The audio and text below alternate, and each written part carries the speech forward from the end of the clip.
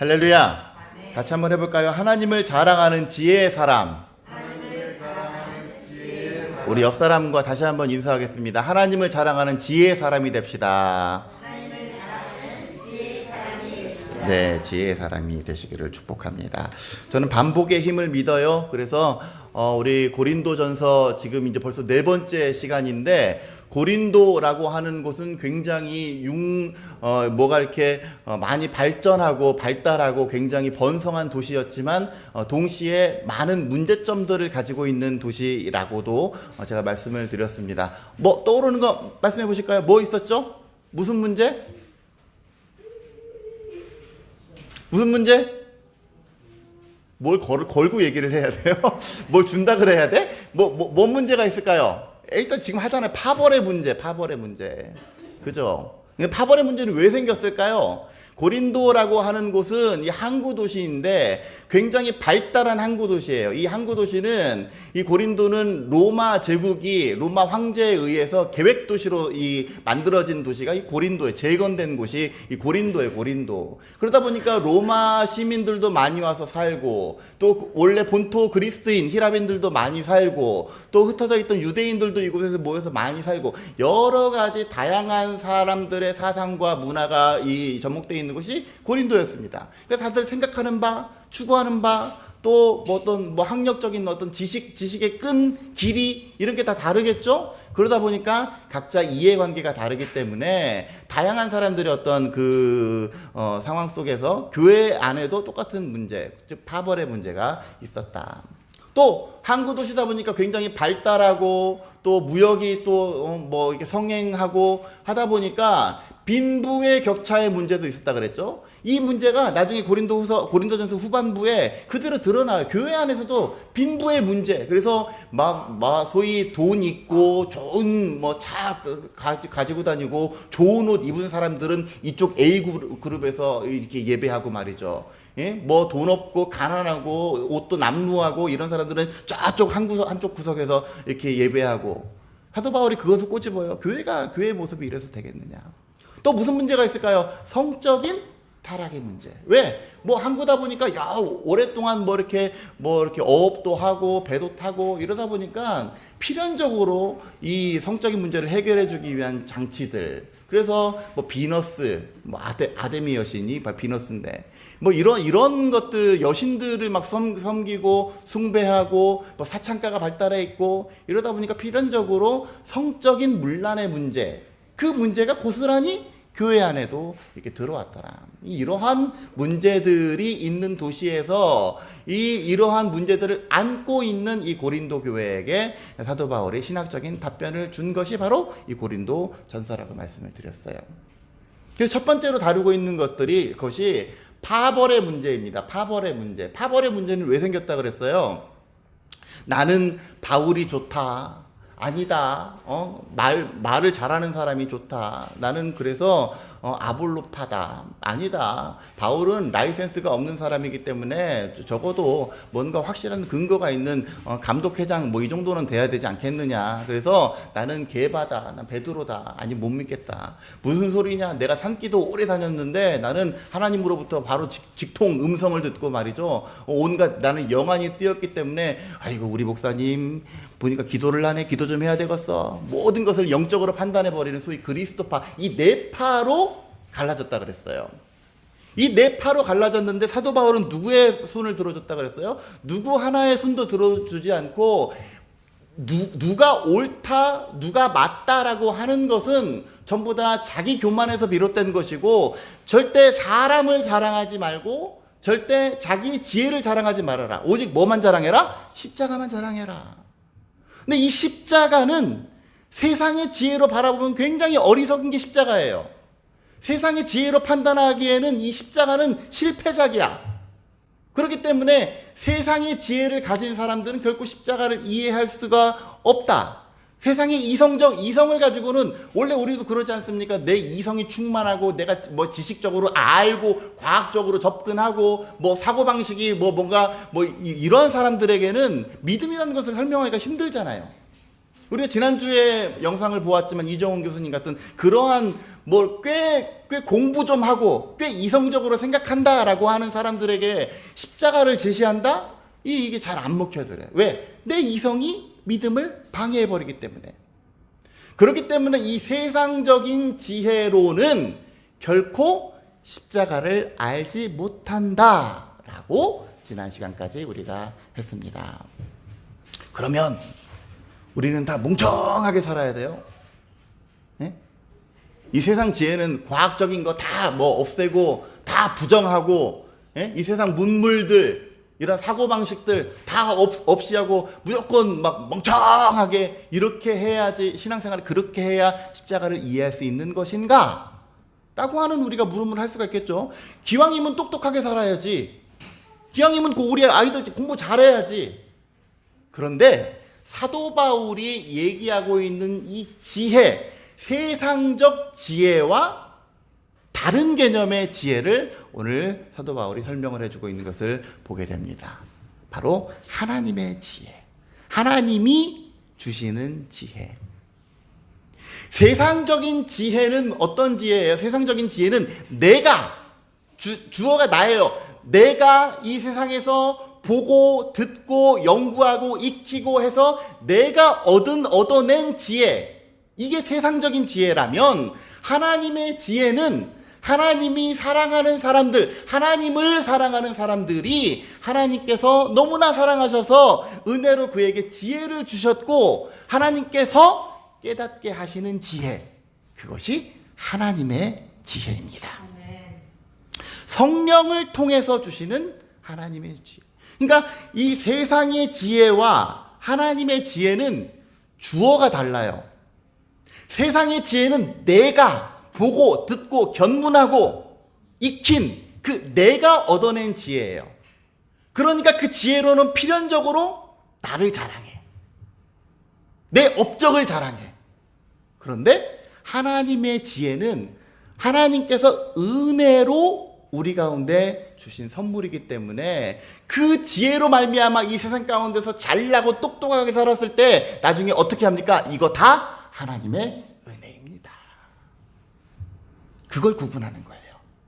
세상적인 지혜의 사람들은 세상의 가치관과 세상에서 내가 옳다 여기고 나를 옳다 여기고 내가 지혜롭게 살고 내가 지식적으로 충만해서 사는 그러한 사람들은 결국에는 나중에 뭘 자랑해? 내 업적과 내 자기 자랑에 빠져 있어요. 그런데 하나님께서 주신 그 지혜의 사람, 이 모든 나의 모든 지혜가 하늘로부터 왔고 성령으로부터 왔다라는 것을 인정하는 사람은 나중에 모든 나의 잘 되는 일들, 나의 모든 형통한 일들을 놓고 하나님 앞에 영광 돌리는 거예요. 아멘. 이것이 사람의 지혜와 하나님의 지혜의 차이점입니다.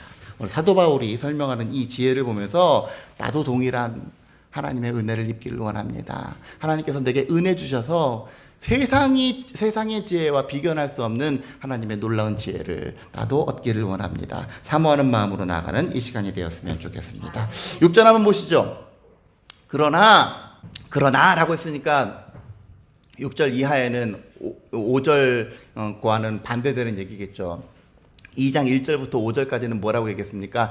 내가 너희에게 설교할 때 막 말의 수사법 화려하게 일부러 막 지적으로 그렇게는 안 했어. 왜? 하나님의 능력만 도드라지게 하려고. 근데 지혜가 없는 것이냐? 그런 게 아니야. 잘 들어보라 이거죠. 그러나 우리가 온전한 자들 중에서는 이 온전한 자라고 하는 것은 신앙에 열심히 있는 자, 신앙이 성숙한 자, 이것이 온전한 자입니다. 온전한 자. 성경을 보세요. 온전한 자들 중에서는 지혜를 내가 말할 수가 있어. 그러니까 너희들 지금 믿음을 가지고 있고 하나님 앞에 오픈 마인드가 되어 있는 사람에게는 내가 지혜를 말할게. 그 지혜는 무슨 지혜냐? 이는 이 세상의 지혜가 아니고 또 이 세상에서 없어질 저 통치자들의 지혜도 아니다. 즉 세상 돌아가는 원리에 대한 그러한 지혜의 종류가 아니다는 거예요. 오직 은밀한 가운데 있는 하나님의 지혜를 말하는 것으로서 곧 이것은 감추어졌던 것인데 하나님께서 우리의 영광을 위하여 만세전에 미리 정하신 이 지혜. 이 지혜는 이 세대의 통치자들이 한 사람도 알지 못하였대요. 이 지혜는 결국 뭡니까? 하나님을 아는 것. 하나님을 내 구주로 여길 수 있는 그 지혜. 그 지혜를 통치자들은 한 사람도 알지 못했다. 왜? 만약에 이 통치자들이 그 지혜에 대해서 알았고 하나님의 섭리에 대해서 알았고 하나님이 우리 인류를 위해서 죄된 인류를 구원하시기 위해서 죄를 속량하시기 위해서 그 아들 예수 그리스도를 보내셨다라고 하는 그 구원의 섭리를 알았다라고 한다면 예수 십자가 사건이 일어나지 않았죠. 근데 그걸 몰랐으니까 여기서 말하는 통치자들은 유대인들이에요. 유대인들. 그 유대인들이 하나님 안 믿었습니까? 하나님을 믿었어요. 근데 하나님 못 믿었어. 그게 무슨 말이에요? 하나님을 믿었는데 하나님을 못 믿었다. 여러분, 우리는 기본적으로 교회 다니면 하나님 다 믿은 것 같아요. 그런데 때때로 하나님 못 믿을 때가 너무나 많아요. 왜? 하나님을 온전히 이해하지 못하니까. 그러니까 어려운 일 당할 때 나의 믿음 적으나 의지하는 내 구주를 더욱 의지합니다. 이 고백이 값진 이유는 뭐냐면 어려운 일 당할 때 나의 믿음이 적어져서 하나님을 못 믿는다니까요. 평소에는 우리가 하나님 믿어. 하나님 내 믿습니다 해. 근데 어려운 일 당하잖아요. 사업이 망하잖아요. 뭔가 내 앞에 분주한 일이 있잖아요. 그럼 어떻게 합니까? 하나님 뒷전이에요. 하나님 왜 뒷전인지 압니까? 내 힘으로 해결해야 해결될 것 같으니까. 내 힘으로 그 간지러운 데를 긁어야지 긁어질 것 같으니까. 하나님은 지금 당장은 못 긁을 것 같으니까. 그럼 결국 뭐예요? 하나님을 못 믿는 거예요. 그러니까 이 세대의 통치자들이 믿노라 하면서 사실은 하나님의 구원 역사를 믿지 못한 거예요. 그 구원의 섭리를 깨닫지 못한 거예요. 즉 하나님의 지혜가 그들에게 없었던 거예요.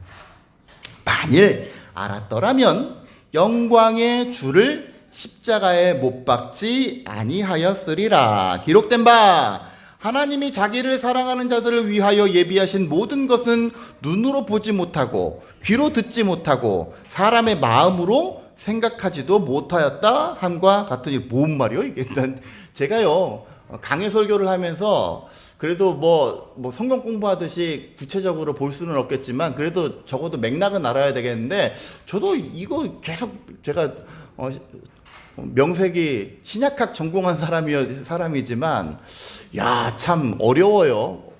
우리말로 이렇게 해놓으니까 참 어려운데 세번역 한번 볼까요? 이거 하나만 넘겨주실까요?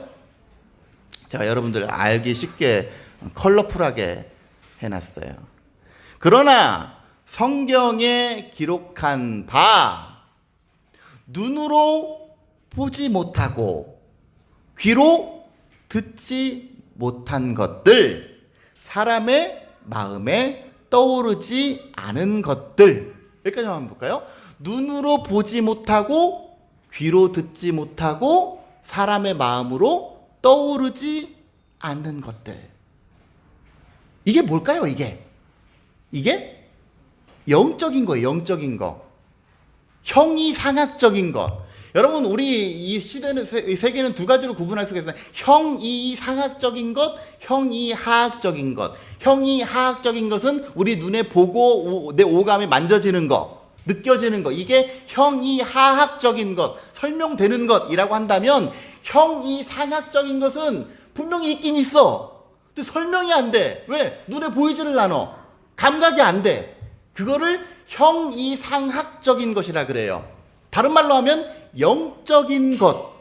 뭐 물론 동일시 될 수는 없겠지만 그 중에 눈에 보이지 않고 귀에 들리지는 않지만 반드시 존재하는 것. 우리 혼 같은 거 눈에 보이냐 말이에요. 우리 영 같은 거. 그런 거? 그게 영적인 것인데 지금 사도 바울이 얘기하는 것이 눈으로 보지 못하고 귀로 듣지 못하고 사람의 마음에 떠오르지 않는 것들, 이것을 영적인 것인데 이 영적인 것들을 그 다음에 파란색이 중요하죠. 하나님께서는 자기를 사랑하는 사람들에게 마련해 두셨다 라고 기록된 것과 같습니다. 구절이 그런 의미예요.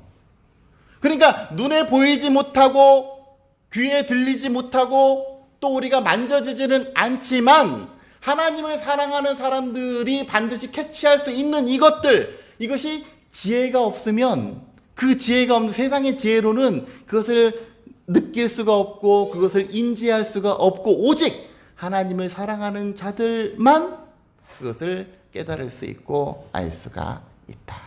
아멘. 10절, 이것을 오직 하나님이 성령으로 우리에게 보이셨으니 성령은 모든 것 곧 하나님의 깊은 것까지도 통달하시느니라.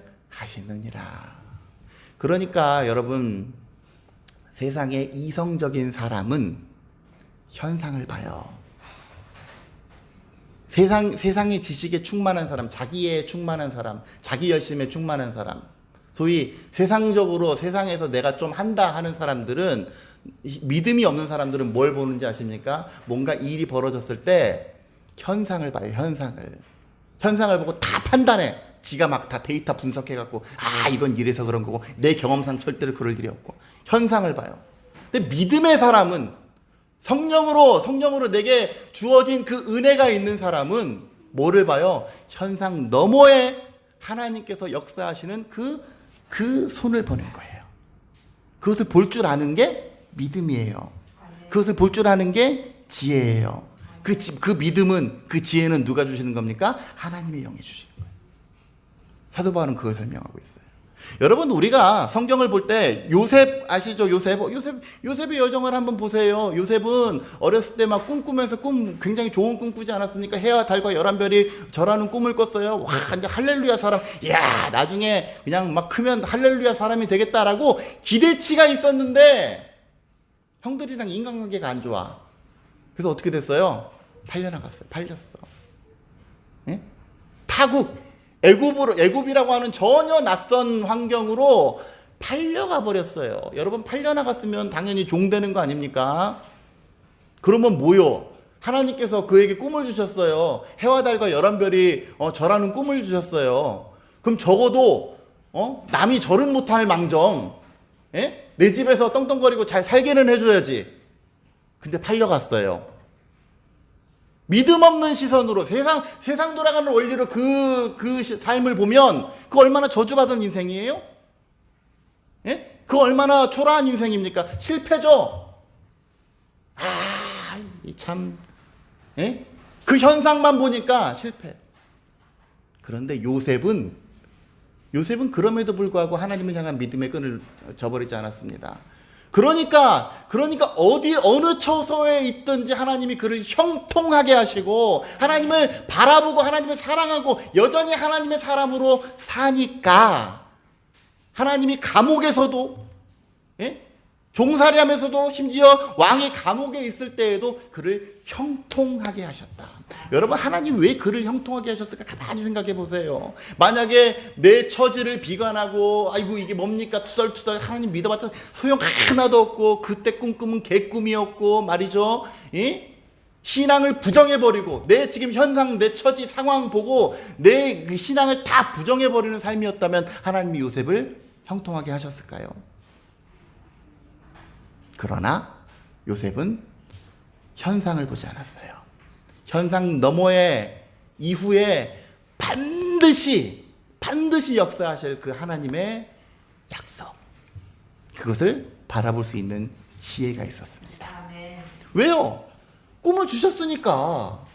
해와 달과 열한 별이 내게 절하는 꿈을 주셨으니까. 그러니까 낙심 말고 낙심 않고 가는 거예요. 그게 믿음이에요.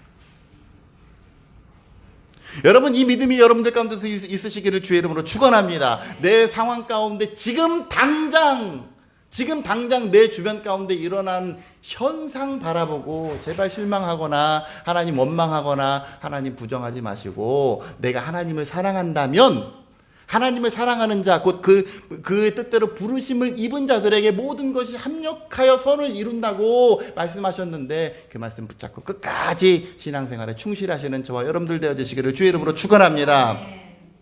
하나님의 기가 막힌 계획을 아니까. 여러분 다니엘 3장 한번 볼까요? 다니엘서 3장. 다니엘 3장에 보면 다니엘의 세 친구가 나오는데 1236페이지 구약. 다니엘의 세 친구 사드락, 메삭, 아벳느고가 이제 풀무불에 느부갓네살 왕의 금신상에 절하지 않는 자는 풀무불에 던질 것이다라고 하는 왕의 조서가 내려졌음에도 불구하고 절하지 않았더니 누가 옆에서 찔렀어. 그래가지고 어떻게 돼요? 이제 풀무불에 던져질 상황이에요. 근데 왕이 사드락, 메삭, 아벳느고가 너무 아까운 거예요. 그래가지고 야 제발 좀 어떻게 좀 해봐. 응? 제발 좀 그냥 대충 절이라도 하고 좀 살아나봐. 그랬더니 17절 3장 17절 왕이여 우리가 섬기는 하나님이 계시다면 우리를 맹렬히 타는 풀무불 가운데서 능히 건져내시겠고 왕의 손에서도 건져내시리이다. 그렇게 하지 아니하실지라도 옛날 성경에는 그리 아니하실지라도 왕이여 우리가 왕의 신들을 섬기지도 아니하고 왕이 세우신 금신상에게 절하지도 아니할 줄을 아옵소서. 여러분 저는 제가 이 구절에 예전에 군대에서 참 크게 은혜도 받았지만 정신 차리고 보니까 참 이해가 안 돼요. 왜? 17절은 이해가 가. 17절은 우리가 섬기는 하나님이 계시다면 우리를 건져낼 게 분명합니다. 이건 믿음이죠. 근데 그렇게 하지 아니하실지라도 나는 절 안 해요. 나는 이게 이해가 안 돼요. 왜? 내가 믿는 하나님이고 내가 의지하는 하나님인데 내가 이것을 건져주시옵소서. 내가 이 현상을 지금 타개할 수 있도록 하나님 내 어려움을 물리쳐 주시옵소서 했는데 하나님이 안 하시네? 그 하나님이 과연 나를 사랑하는 하나님이에요? 내가 그 하나님 믿을 필요가 있어요? 낫게 해 주시옵소서 했는데 안 낫네? 근데 그 하나님 의지할 필요 있어요? 예? 3050의 비전 이루어 주시옵소서 근데 지금 아무 일도 안 일어나네? 그 하나님 언제까지 믿어야 됩니까? 근데 그렇게 하지 아니할지라도 나는 절 안 해요. 이건 목숨 걸고 목숨이 왔다 갔다 하는 건데 나는 목숨을 걸어서 끝까지 하나님 편하겠습니다. 비록 하나님이 내 편을 안 할지라도 나는 하나님 편하겠습니다. 이 고백은 저는 그렇게 생각해요. 지금 당장 심지어 내가 죽는 상황이 생기더라도 하나님께서 지금 당장 나를 건져주시지 않는 이유는 분명히 하나님의 이유가 있을 것이다 라고 끝까지 하나님을 신뢰하는 그 신뢰가 있기 때문에 그래요. 그러니까 우리는 항상 그러죠. 제가 기도의 원리에 대해서 얘기하지만 기도는 내가 지금 당장 일어난 문제에 대해서 하나님 빨리 이것 좀 해결해 줘요 라고 하나님께 항변하는 그런 수단이 아니에요. 물론 나의 품은 뜻이 주의 뜻과 일치돼서 하나님께서 이것을 제거해 주실 때도 있겠죠. 나를 긍휼히 여길 때도 있겠죠. 그러나 내가 이것을 앓고 내가 이것을 당함으로 인해서 하나님께서 계획하신 또 다른 뜻이 있다면 하나님은 그걸 놔둬요. 우리가 현상만 바라보면 이 지금 일어난 현상만 바라보면 참 낙심하고 절망되고 그럴 때 있죠. 왜? 믿음 없는 눈으로 바라볼 때. 근데 기도하고 또 하나님의 뜻을 구하고 반드시 좋은 뜻이 있겠지. 그 뜻을 사모하고 나아가는 자에게 하나님께서 반드시 하나님의 가장 좋은 길을 예배해 주신 줄로 믿습니다. 하나님의 지혜로 그것을 판단하는 거예요. 11절 한번 보세요. 11절 사람의 일을 사람의 속에 있는 영 외에 누가 알리요? 그렇죠. 지금 여러분들 다 여기 이 자리에 앉아 계시지만 무슨 생각을 하고 있는지 제가 어떻게 알아요? 네?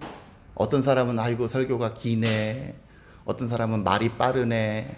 어떤 사람은 아이고 오늘 그래도 은혜되네. 다 여러 가지 생각을 가지고 계시겠지만 저는 구체적으로 알지 못해요. 누구만 알아요? 하나님만. 마찬가지로 하나님의 일도 하나님의 영 외에는 알지 못해요. 그렇기 때문에 우리가 하나님의 일을 알기 위해서는 하나님의 영, 즉 성령을 받는 자가 되어야 하나님의 일을 알 수가 있습니다.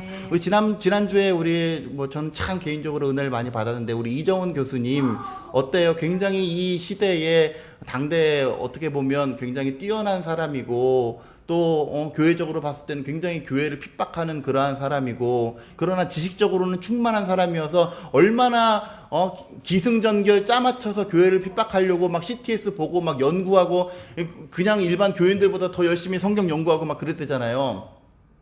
예? 그랬는데 그러한 사람에게 이성적으로 설명이 되지 않았던 그 예수님이 성령이 들어가니까 설명이 되는 거예요. 성령이 들어가니까 그때 생각나십니까? 이때까지 신구약을 통해서 읽었던 예수님이 그때부터 깨달아지기 시작하는 거예요. 깨달아지기. 알게 되는 거예요. 하나님이 왜 그 아들 예수 그리스도를 보내셨는지 그때부터 깨달아지는 거예요. 즉 하나님의 일, 하나님의 계획들이 성령을 통해서 깨달아지게 되는 거예요. 바라기는 저와 여러분들도 하나님의 영으로 충만하여서 어떤 상황에서든지 하나님의 신실하신 계획과 약속을 믿고 그것을 믿음의 눈으로 바라볼 줄 아는 저와 여러분들 되어주시기를 주의 이름으로 간절히 축원합니다. 그 하나님의 영을 받은 사람들, 여러분 다니엘이 어떻습니까? 다니엘 굉장히 지혜로운 사람이었죠. 근데 다니엘은 세상의 지혜가 아니었어요. 하나님이 주신 지혜였어요. 그래서 다니엘에게 그 느부갓네살 왕이 얘기했을 때, 왕이여, 제가 이제부터 하나님께서 내게 알려주신 일들을 당신에게 고하겠습니다. 이렇게 얘기를 해요. 왕이시여, 내가 아는 바를 당신에게, 내가 깨달은 바를 당신에게 알려줄게. 이게 아니라, 왕이시여, 하나님이 내게 말씀하신 바를 내가 전하겠습니다. 그러니까 다니엘의 지혜의 근원은 하나님이었어요. 하나님으로부터 받았어요. 그러니까 그 느부갓네살 왕의 꿈을 해석하고 나서 느부갓네살이 다니엘에게 보인 반응이 무엇입니까? 너의 하나님을 내가 찬양한다. 너의 하나님을 내가 찬양하노라. 뭐예요? 다니엘은 그 지혜를 가지고 하나님 앞에 영광 돌려드리는 인생이 된 거예요. 요셉도 마찬가지지 않습니까? 요셉이 나중에 국무총리에 올랐을 때에 그 왼수 같은 형들이 그 앞에 딱 왔을 때 뭐라고 합니까? 당신들은 악으로 나를 해하려 하였지만 하나님께서는 그것을 악을 선으로 바꾸셔서 오늘날을 이곳으로 인도하셨다. 내게 주신 지혜는 다 하나님의 것이고 내가 이 자리에 있게 된 것은 전부 다 하나님께서 나를 이렇게 하셨다. 아멘. 잠언에서 이렇게 얘기합니다. 여호와를 경외하는 것이 지식의 근본이거늘 미련한 자는 지혜와 명철을 싫어한다. 미련한 자는 세상 사람들입니다.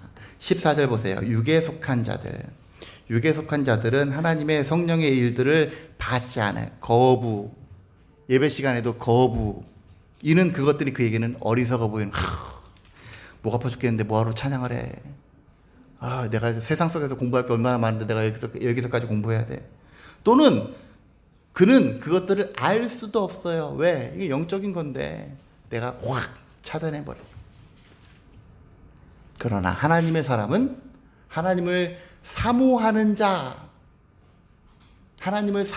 자에게 주시는 그 성령을 통해서 이 세상 가운데서 내게 주신 은혜로 말미암아 하나님 앞에 영광 돌리는 거예요.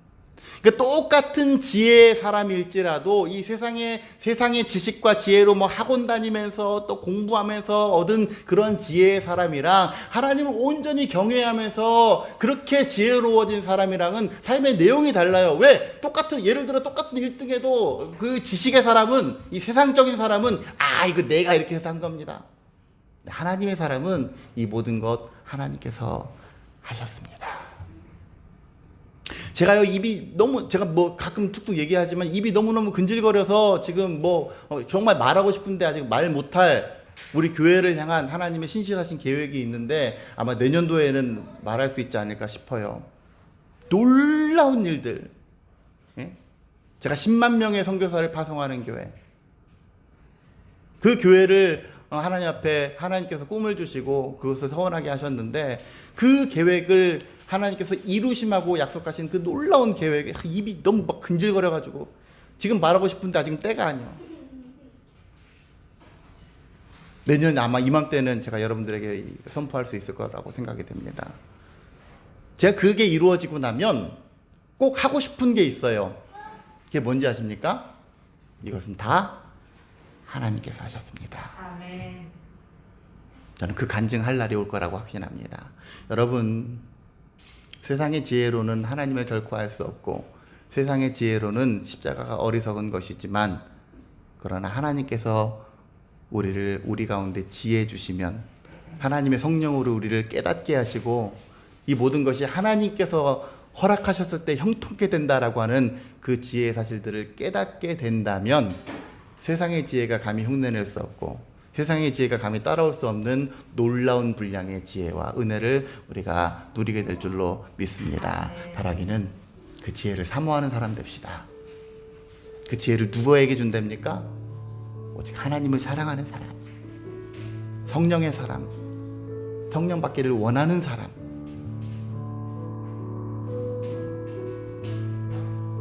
여러분, 학교에서도 누가 공부 잘해요?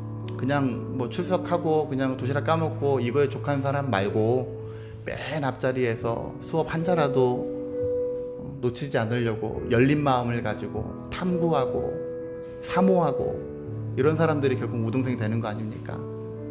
저는 교회도 마찬가지라고 생각해요. 물론 주일날 이 시간에 앉아있는 것 귀합니다. 그러나 정말 신실한 하나님의 사람으로 성령께 사로잡힌 바 되기 위해서는 말씀과 기도로 내 영을 하나님 앞에 활짝 열고 그를 통해서 성령이 주시는 그 지혜, 그 지혜를 통해서 이 세상 가운데서 승승장구하시고 훗날 가장 높은 곳에서 여러분들도 영광된 순간에서 이 모든 것들이 다 하나님께서 하신 것입니다 라고 믿음으로 고백할 수 있는 하나님을 자랑하는 지혜의 사람들이 되어주시기를 주의 이름으로 간절히 축원합니다.